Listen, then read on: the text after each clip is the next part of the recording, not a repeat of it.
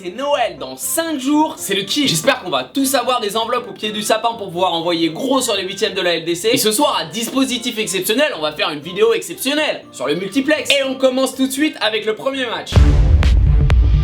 C'est l'épisode 2 de la saga, le premier c'était la Coupe de la Ligue la semaine dernière. Et comment vous dire, c'était époustouflant avec deux des équipes produisant le jeu le plus fin au niveau mondial, voire galactique. Oui, j'ai trouvé le scénario peu riche en effet. Ça partait bien avec un penalty perturbateur très tôt, puis l'intrigue s'est essoufflée, le jeu des acteurs est devenu très pauvre, et je me suis clairement fait chier, je vais pas vous le cacher. J'attendrai la sortie du Blu-ray pour l'épisode 2.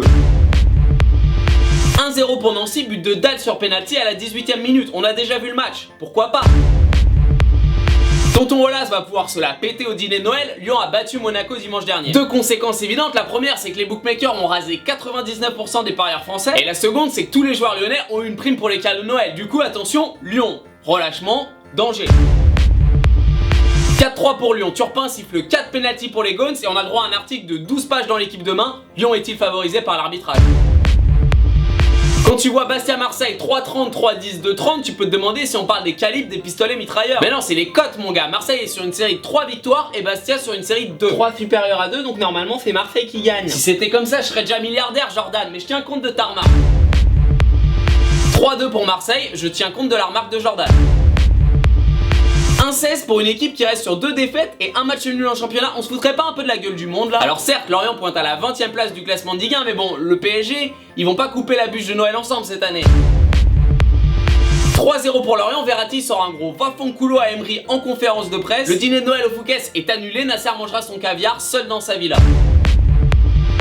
Et tiens mes petits monégasques, vous m'avez fait perdre 100 balles la semaine dernière, comment je m'achète ma crème hydratante au Monoprix demain moi? 7-0 pour Monaco, le score sur lequel 45% des parieurs ont joué à une cote de 50. Winamax fait faillite, Patrick Bruel se retrouve à chanter à la station Strasbourg-Saint-Denis pour récupérer quelques piécettes. Ce match, on va pas se leurrer, on devrait pas beaucoup en entendre parler. Désolé aux supporters messins et guingampais, mais vous êtes un peu la moche de la soirée qui va rester sur le canapé à compter les pelles qu'elle ne roulera pas. 0-0 et 48 secondes à l'antenne. Le record de Valenciennes-Strasbourg de 2008 saute, bravo les gars. Si je comprends bien, les mecs qui restent sur 3 défaites de suite et qui n'ont gagné qu'un match sur leurs 6 derniers sont favoris face à des Niçois leaders et qui défoncent tout sur leur passage. Bah ouais, c'est quoi le problème? En plus, le gardien niçois a dit qu'il voulait montrer ses cojonesses, donc ça risque de tourner au porno cette histoire.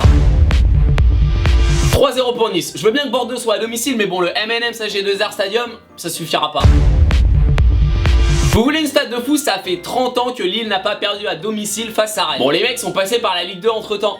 D'ailleurs, c'est pas con pour faire des stats ça. Vous savez que Bourg-Péronas n'a jamais perdu de toute son histoire à domicile contre le FC Barcelone et à l'extérieur aussi. « 10 places d'écart entre ces deux clubs puisque Toulouse est 8ème et Dijon 18ème. Oui, ah oui.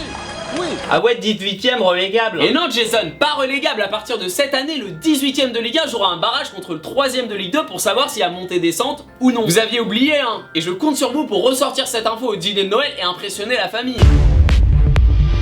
10-0 pour Toulouse, 10 places d'écart, 10 buts d'écart, c'est QFD.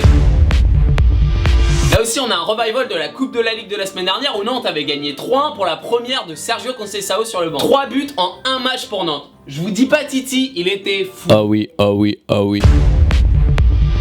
Un partout, le match nul classique bidon de la Ligue 1, il en faut un. Merci d'avoir regardé cette vidéo, je compte vraiment sur vous pour me lâcher un gros like si ça vous a plu, si vous voulez me soutenir. Bien sûr le concours Scornetbet, on va le faire sur Metz-Guingamp, donc donnez-moi votre pronostic dans les commentaires avec un petit like. 10 paris gratuits de 10 € à gagner, quant à moi je vous souhaite un joyeux Noël, de bonnes vacances, on se retrouve l'année prochaine. Ils ont marqué autant de buts que Nancy, Angers, Bastia et Nantes réunis, c'est insultant comme stat ça. C'est comme quand tu pars en vacances avec ton pote et qu'en une semaine il pécho autant de meufs que toi tu vas en toucher dans toute ta vie et ta soeur ça compte pas.